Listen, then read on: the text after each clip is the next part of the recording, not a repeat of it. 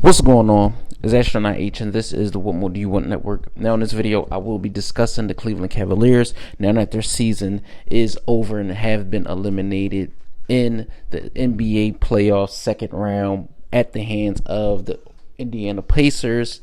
For this Cavaliers team, right?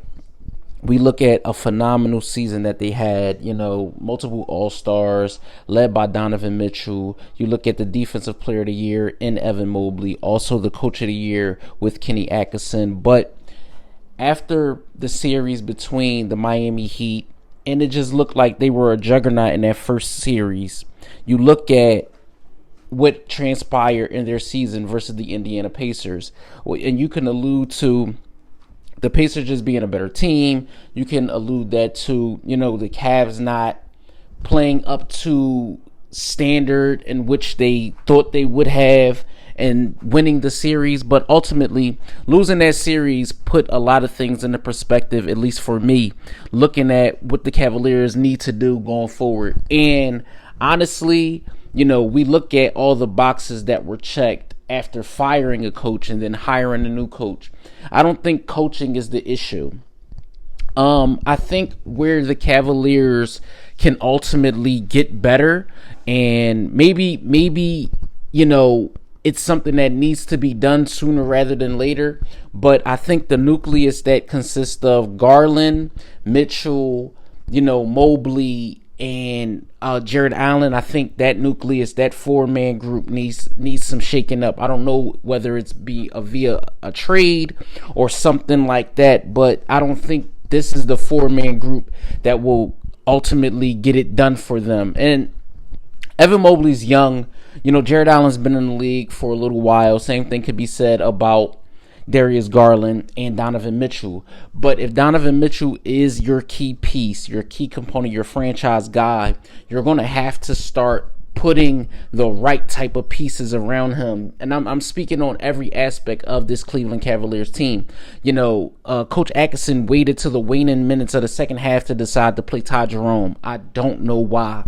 And that, in a game where all stakes are high, you have to play your guys, and in doing so, waiting to play Ty Jerome so long into the game just didn't sit right with me either. So again, like I said, I feel like the Cleveland Cavaliers are going to have to look themselves in the mirror and say, well, after winning 60 plus games,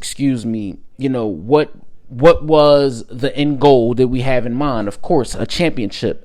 But you look at a team that fell short of not even reaching the conference finals, you say to yourself, what is the future going to hold for this group together? You look at other teams that could be in the realms to use services of some of the guys that they have. I don't know if, honestly, what I saw from Darius Garland, bear in mind that he was dealing with an injury, but I don't know if he's the main point guard that they need going forward or should look at going forward. This team is one, in my opinion, that definitely played in the Eastern Conference, definitely was the number one seed, but in my opinion, I don't know if this is a team that next year when they roll around and they have the same group, let's say they do win another 60 plus games, I don't see them being any better than what they were, if that makes sense.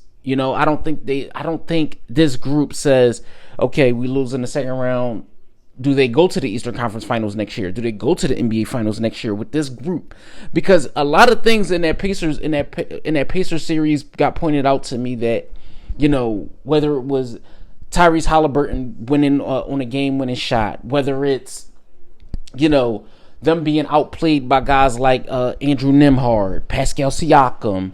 You just look at so many things, and so many things were cautionary if you are the Cleveland Cavaliers. And I hope to see that in the future, right, going forward, especially into the offseason. I'm not going to go as far as to say they will make a trade for a Giannis or make a trade for a Kevin Durant, but I don't see why not those names are not at the top of their list as far as acquisitions. Now I know in acquiring one or two of those guys that I did name, it's going to come with them having to give up some assets in return. So I don't know if that's on their list of things to do. Is the good going to outweigh the bad? The bad meaning gut your team. The good is acquiring a top 75 player.